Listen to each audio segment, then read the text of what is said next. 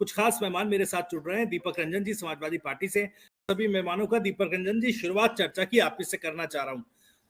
भाई, एक तरफ शिवपाल सिंह यादव कह रहे हैं कि देखिए 2024 में बीजेपी की स्थिति ऐसे कर देंगे कि आने वाले लंबे वक्त तक बीजेपी सरकार बनाने की स्थिति में नहीं होगी। लेकिन सर, ये होगा कैसे जब एक एक करके कुनबा टूटता जा रहा है पार्टी के? ऐसे नेता जो प्रभावशाली हैं वो पार्टी का दामन छोड़ रहे हैं, तो फिर ये दावा क्या खोखला नजर नहीं आता? और जो सुभाष जो ओम प्रकाश राजभर जी को पहले गले लगा रहे थे शिवपाल सिंह यादव, तारीफों के कसीदे पढ़ रहे थे, आज उनको हल्के लोग और हल्की पार्टी बता रहे हैं। देखिए भविष्य जी, आज आदरणीय श्री शिवपाल सिंह यादव जी नहीं सिर्फ ये बात कर रहे हैं, बल्कि उत्तर प्रदेश की जनता और पूरे हिंदुस्तान की सम्मानित जनता आज ये बात कह रही है कि 2024 में भारतीय जनता पार्टी का सुपड़ा साफ करने जा रही है भारतीय जनता पार्टी को। क्योंकि पिछले 9 साल से केंद्र में देखिए भारतीय जनता पार्टी की सरकार है और पिछले 6 साल से उत्तर प्रदेश में जो है भारतीय जनता पार्टी की सरकार है। लेकिन इन्होंने जनता को सिर्फ छलने और ठगने के अलावा कुछ नहीं किया।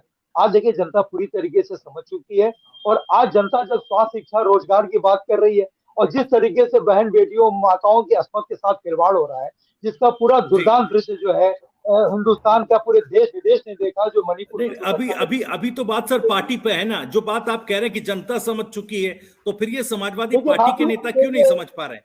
जी देखिए, भारतीय जनता पार्टी जनमत का सम्मान नहीं करती। ये लोग जनता के द्वारा चुने गए और समाजवादी पार्टी के सिंबल पे चुने गए लोग हैं ये लोग, और भारतीय जनता पार्टी को जनमत का सम्मान करना चाहिए। अगर भारतीय जनता पार्टी को ये अपने संख्या बल तो बढ़ा ले रहे हैं, तो एमएलए को तोड़ करके इनको किसी न किसी तरीके से करके अपने पाले में तो मिला ले रहे हैं, लेकिन क्या इस चीज का भी सत्यता है इसमें भी कि जो चाहे सिटिंग एमएलए हो, चाहे पूर्व एमएलए हो, चाहे पार्टी के लोग हों, इनके साथ जनता कितनी जा रही है? बात तो एक चीज की है ना भविष्य कि जनता इनके साथ जा रही है कि नहीं जा रही है। ये संख्या बल तो अपनी बढ़ा ले रहे हैं, लेकिन जनता इनके साथ कब जा रही है? जनता आज की तारीख में पूरी तरीके से इंडिया अलायंस के साथ है, विपक्ष के साथ है, समाजवादी पार्टी के साथ। जी भविष्य जी। ठीक है सर, मैं दीपक जी जवाब दीजिएगा। दोनों प्रवक्ताओं को आपने सुना और सवाल यह है कि एक तो सवाल यह आया कि भाई अखिलेश यादव सबको, ठीक है, पहले चाहे सहयोगी हों चाहे पार्टी के नेता हों, उनको साथ लेकर चलने की जो कला है वो अखिलेश यादव साहब में नहीं है। और यही वजह है एक बड़ी कि जो लगातार जो नेता हैं समाजवादी पार्टी से वो अपना दामन छुड़ा रहे हैं। ऐसी स्थिति तो नहीं हो जाएगी सर? शिवपाल सिंह यादव कह रहे हैं कि बड़ी जीत हम होगी, बीजेपी को सरकार बनाने लायक नहीं छोड़ेंगे। कहीं ऐसा तो नहीं कि अब ये 2022 में थोड़ा 100 का आंकड़ा पार तो किया, फिर 100 के आंकड़े से नीचे कहीं आने वाले समय में आ जाए? और जो लोकसभा की अगर बात की जाए तो वहां भी एक बड़ा झटका लगे। देखिए भविष्य, अभी हमारे भारतीय जनता पार्टी के प्रवक्ता हमारे बड़े भाई आदरणीय यशवंत सिंह साहब बता रहे थे कि जनता इनको लगातार जिताती चली आ रही है। सही है, बिल्कुल सही है कि जनता ही जनार्दन होती है, लेकिन साथ ही साथ ये भी सही है इतना अहंकार, इतना घमंड, इतना गुरु ठीक नहीं है यशवंत सिंह साहब।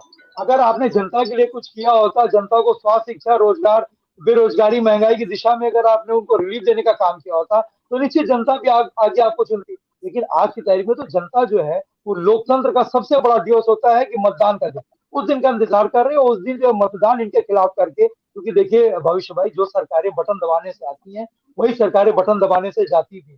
तो ऐसा नहीं है कि ये लिखा करके आ गए हैं कि आगे भविष्य में भी बिल्कुल इनका रहेगा। और आदरणीय शिवपाल चाचा बिल्कुल सही कह रहे हैं, क्योंकि हम लोग जनता के बीच में रहते हैं भविष्य भाई, हम लोग जनता के बीच में हम लोग जाते हैं, जनता से हम लोग फीडबैक लेते हैं। आज जनता जो है इनके कुशासन से पूरी तरीके से परेशान है, क्योंकि इन्होंने डबल इंजन के साथ साथ ट्रिपल इंजन तो लगा लिया, लेकिन आज इनके ट्रिपल इंजन पूरी तरीके से जनता को ट्रबल देने का काम कर रहे हैं। और अभी हमारे भाई जो है ये भाजपा के प्रवक्ता हमारे दयाराम भाई जो है, वो इनसे सवाल पूछा जा रहा है वर्तमान का और आगे होने वाले भविष्य के 2024 के चुनाव का। लेकिन मैं समझता हूँ अभी अपने आपको इस समाजवादी पार्टी के गठबंधन से इधर उधर सब ये निकल नहीं पाए।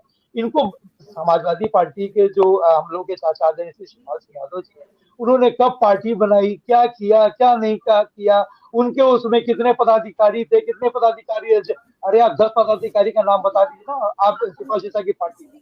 जयराम भाई 10 आदमी बता दिए, मैं 10 आदमी का नाम बता दूंगा कि वो संगठन में कहाँ वो लोग एडजस्ट हुए। सिर्फ 10 नाम आप बता दीजिए। और अगर आप भूतकाल में जाएंगे जयराम भाई, तो भूतकाल में ऐसी चीजें खुल करके आएंगी कि जिसके राष्ट्रीय अध्यक्ष ने कहा था कि देश का सबसे बड़ा झूठा अगर कोई है तो वो आप जानते हैं, दूसरे नंबर का झूठा अगर कोई सबसे बड़ा है तो वो आप जानते हैं, अगर आप किसको भी कहा मंगवाने की बात कर रहे थे तो वो आप जानते हैं।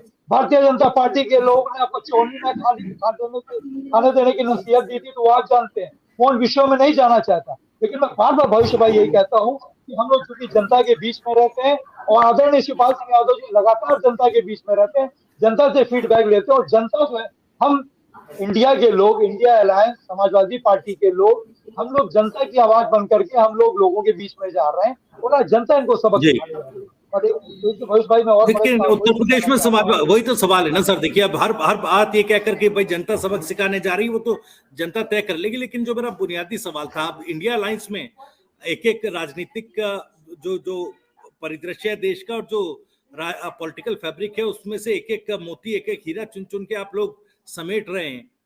लेकिन उत्तर प्रदेश में जब आते हैं तो समाजवादी पार्टी का एक एक धागा खुलता जा रहा है, एक एक धागा खुलता जा रहा है। मैं तो समाजवादी पार्टी पर बात कर रहा हूँ ना सर, स्पेसिफिकली। भविष्य भाई मेरी बात आ जाती है। भविष्य भाई देखिए, राजनीति विचारों से की जाती है, और राजनीति जो है देश के लिए की जाती है। पार्टी व्यक्ति से बड़ी पार्टी होती है, पार्टी से बड़ा देश होता है। आज हम लोग समाजवादी लोग, इंडिया के लोग जो देश की लड़ाई लड़ रहे हैं, लेकिन कुछ लोग स्वार्थवश वो सिर्फ सत्ता के साथ देना चाहते हैं। 2022 के चुनाव में उनको लगा, 2022 के चुनाव से पहले पहले उधर छोड़ करके इधर आए, इधर छोड़ करके उधर गए। उनको ये लग रहा था कि समाजवादी पार्टी की सरकार उत्तर प्रदेश में बनने जा रही है और फिर हमें मलाई खाने का मौका मिलेगा।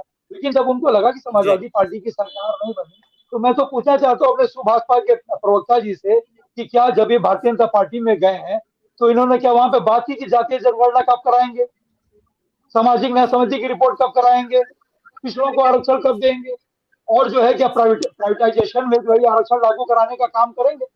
और इनके साथ साथ जो ये भारतीय जनता पार्टी के हमारे बड़े भाई यशवंत सिंह साहब बैठे हुए हैं, ये बार बार बड़े मन से लोग कहते हैं भारतीय जनता पार्टी के लोग कि दूरबीन से भी एक अपराधी खोजे नहीं मिलेगा। तो बोनस में इनको एक अपराधी तो मिल गया जो आज जेल में है, जिसके खिलाफ एक कड़ी कार्रवाई करने की बात करते हैं।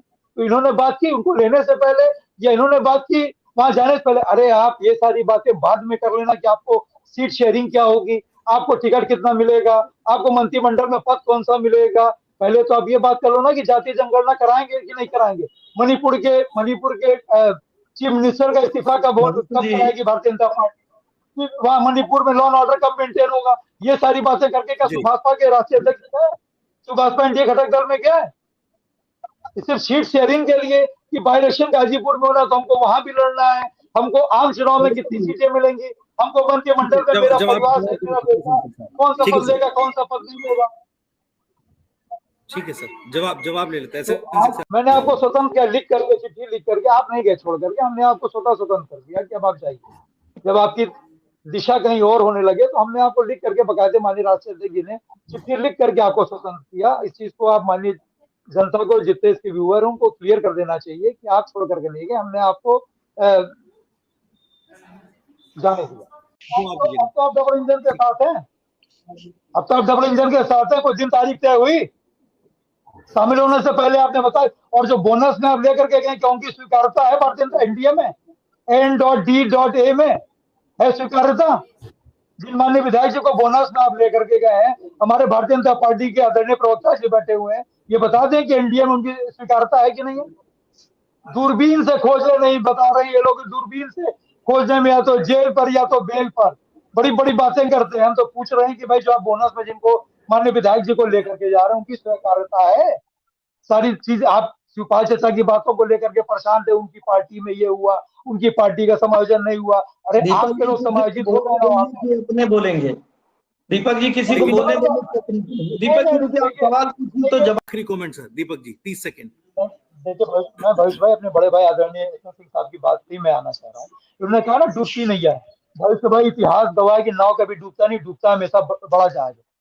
जो नाव होती है वो पलटती है फिर सीधी हो जाती है, और ये अपने भाजपा रूपी जहाज को इतना बड़ा करते जा रहे हैं, इतना लोगों को चढ़ाते जा रहे हैं कि 24 में इस बुरी तरीके से डूबेगा ये जहाज के फिर उठ करके नहीं आ पाएगा। और इतिहास गवाह की डूबता हमेशा बड़ा जहाज, कभी नैया नहीं डूबती, नैया पलटती है और फिर पलट करके वो सीधी हो जाती है, हमेशा बड़ा जहाज डूबता है। और हमको हिंदुस्तान की, उत्तर प्रदेश की जनता पे विश्वास है। सर पतवार चलाने वालों की जरूरत पड़ती है ना, नाव में भी तो पतवार चलाने वालों की जरूरत पड़ती है। देखिए ऐसा है ना कि कुछ लोग अगर उस नाव से उतर जा रहे हैं चलाने वाले, तो कुछ लोग नाव पे चढ़ भी जा रहे हैं, और जितने लोग जा रहे हैं ना वो अकेले, भारतीय जनता पार्टी अपना संख्या बल तो बढ़ा दे रही है, लेकिन उनके पीछे जनता जा रही, क्यों जा रही है, इस पर भी बहुत बड़ा संदेह है। जनता क्या उनके साथ जाएगी? ठीक है सर, ये सवाल जनता आप उनको उठा रहे हैं, बहुत बहुत शुक्रिया।